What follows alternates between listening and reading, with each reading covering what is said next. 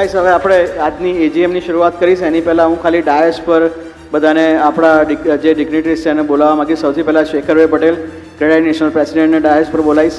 પરેશભાઈ Gajera, chairman CREDAI Gujarat.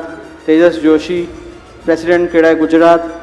પછી આપણા 6 VP Bharatbhai Sukhadia, Hareshbhai Patel, દિલીપભાઈ લાદાની, ધ્રુવભાઈ પટેલ, નીલમભાઈ દોશી, મયંકભાઈ પટેલ. હું બધાને રિક્વેસ્ટ કરું છું ડાયસ પર આવે. વિજયભાઈને રિક્વેસ્ટ કરીશ, આપણા ટ્રેઝરર વિજયભાઈને ડાયસ પર આવવા માટે પ્લીઝ. ક્રેડાઈ ગુજરાતની વાર્ષિક સાધારણ સભામાં ઉપસ્થિત રાજ્યના જુદા જુદા શહેરોમાંથી પધારેલ ક્રેડાઈના પ્રેસિડેન્ટશ્રીઓ, ચેરમેનશ્રીઓ, મંત્રીશ્રીઓ, ક્રેડાઈ ગુજરાતની સમગ્ર ટીમને હું આભાર માનીશ કે અમને દરેક પ્રશ્નમાં સાથ સહકાર આપ્યો છે.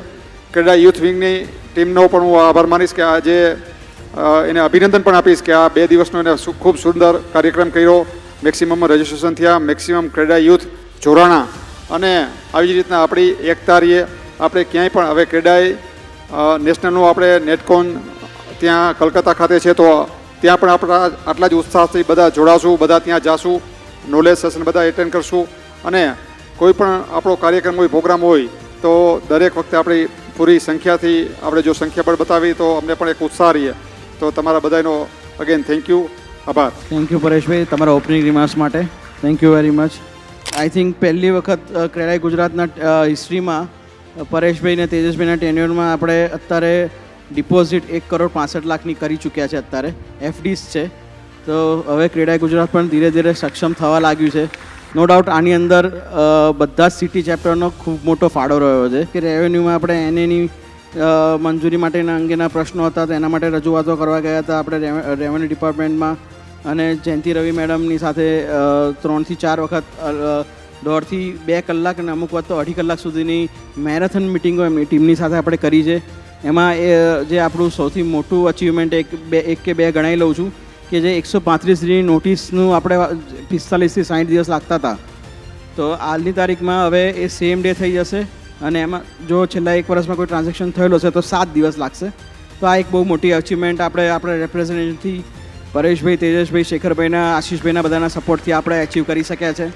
એક CSR ફાઉન્ડેશન જે ક્રેડાઈ ગુજરાતનું છે એમાં આપણે અત્યારે માનનીય મુખ્યમંત્રી શ્રી આગળ આપણે રજૂઆત કરી હતી. એમજ ફોરેસ્ટ મિનિસ્ટર છે આપણા અને એન્વાયરમેન્ટના અર્જુનભાઈ મોઢવાડિયા અને પ્રવીણભાઈ માળી આગળ સામેથી એ લોકોનો કાગળ આવ્યો અને લાસ્ટ વીકમાં આપણને બોલાવી અને અરાવલી વિસ્તારમાં રિફોરેસ્ટેશન માટે આપણને 3 લોકેશન પણ આપ્યા છે. અને હવે આપણી એજીએમ પતશે એટલે આપણી જે રિફોરેસ્ટેશનની કમિટી છે આપણી એ સાઇટની વિઝિટ કરશે ને ઓલમોસ્ટ 450 થી 500 એકર જગ્યા અત્યારે ગવર્મેન્ટ આપણને આપી રહી છે જગ્યા અને એનું MOU ગવર્મેન્ટ ટૂંક સમયમાં આપણી સાથે કરી રહી છે.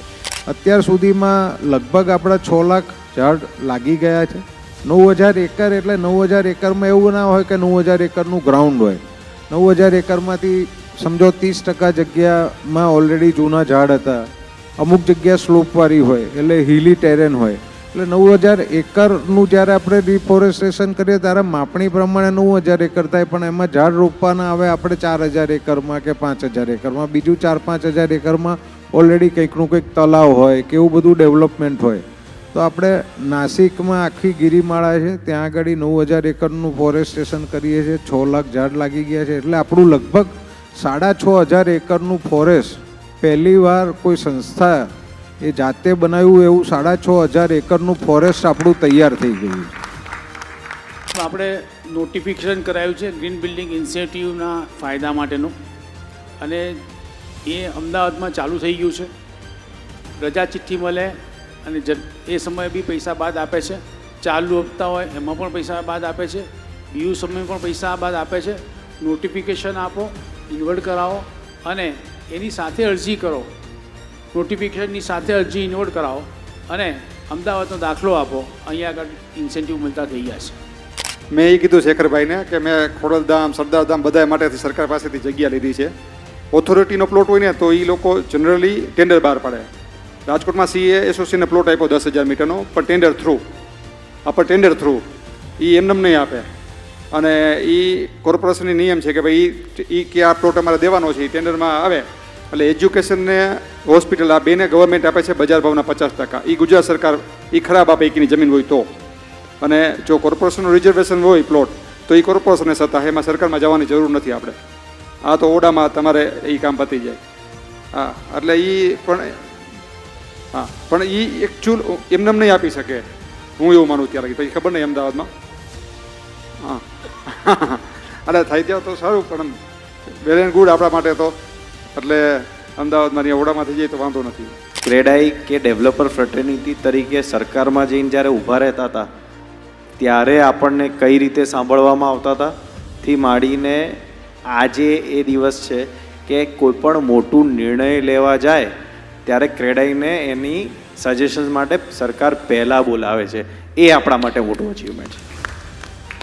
બીજું કે શેખરભાઈએ કીધું એમ સતત મહેનત ચાલુ જ હોય છે, પણ ઘણીવાર જે સુધારા આવતા હોય છે એ આપણને બધાને એ સમયે લાગુ પડતા ના હોય એટલે પણ આપણને ખ્યાલ ના હોય કે ભાઈ આ વસ્તુ છે. હમણાં સુરતના મિત્રએ કીધું કે ભાઈ ગ્રીન બિલ્ડિંગની અંદર રિફંડ નથી મળતું, તો હું 2 વર્ષ પહેલાં ક્રેડાઈનો અમદાવાદનો પ્રેસિડેન્ટ હતો અને ગુજરાતની ટીમ જોડે પણ અમે લોકોએ 1.5-2 વર્ષ ગ્રીન બિલ્ડિંગના ઇન્સેન્ટિવ ડબલ કરવા માટેનો મહેનત કરી હતી અને સરકારે જે ગ્રીન બિલ્ડિંગને બેનિફિટ્સ મળતા હતા એને ડબલ કરીને એ ઠરાવ પાસ કરી દીધો છે. જ્યારે પણ એ વસ્તુનો ઇફેક્ટ આપણને અમલમાં થાય ત્યારે તમે એટલું યાદ રાખજો કે એની પાછળ ક્રેડાઈની જ મહેનત છે.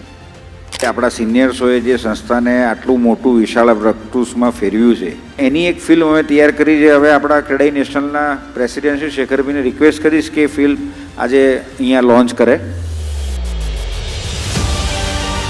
દરેક રિયલ એસ્ટેટ પ્રોજેક્ટ 2 વાર બને છે, એકવાર જમીન પર અને એકવાર ફાઇલોમાં, નિયમોમાં, પરમિશનોમાં અને નિર્ણયોમાં.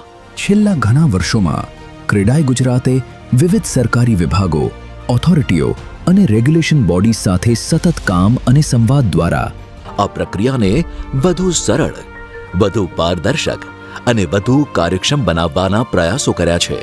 આ પ્રયત્નોના પરિણામે શહેરી વિકાસ અને CGDCR, revenue, RERA, corporation and regional development body, geology અને ફાયર જેવા વિવિધ ક્ષેત્રોમાં અનેક મહત્વપૂર્ણ નિર્ણયો અને સુધારાઓ પ્રાપ્ત થયા છે.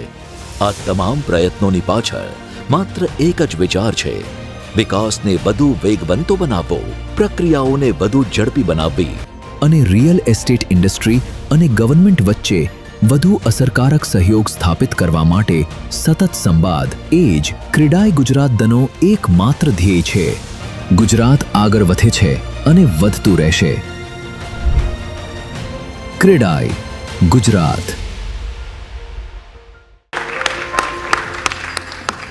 ખાસ મારે અહીંથી એ કહેવાનું કે ક્રેડાઈ ગુજરાત પરિવાર જે આ રીતે વારંવાર પ્રયત્નો કરી આપણી સરકાર સાથેના વાર્તાલાપમાં મિડલમેન બની શેખરભાઈ, જક્ષયભાઈ અને પરેશભાઈ ખૂબ મહેનત કરી રહ્યા છે.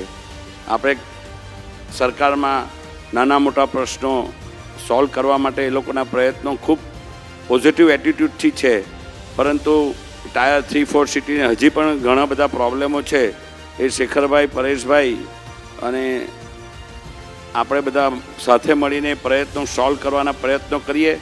વારંવાર પ્રયાસો કરવાથી try and try you will be સક્સેસના નેજા હેઠળ આપણે બધા પ્રયત્નો કરતા રહીશું. તેજસભાઈએ જે વાત કરી કે અરવલ્લીમાં આપણે રિફોરેસ્ટેશન માટે કામ કરવા જઈ રહ્યા છીએ, એટલે હું એમને અમારા ઝોન વતી ખાતરી આપું છું કે અમારા જે સાબરકાંઠા, અરવલ્લી અને બાકીના બનાસકાંઠા અને મહેસાણા નોર્થ ઝોનમાંથી જે પણ જરૂરિયાત હોય અને અમે સાથે રહીને આપણે એમાં કામ કરીશું.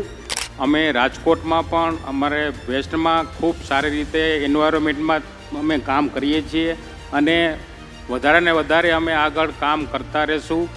અને જે પણ તમારા તરફથી તમારી સૂચના આવશે એ પ્રમાણે અમે બધા પ્રોગ્રેસ કરતા રહીશું.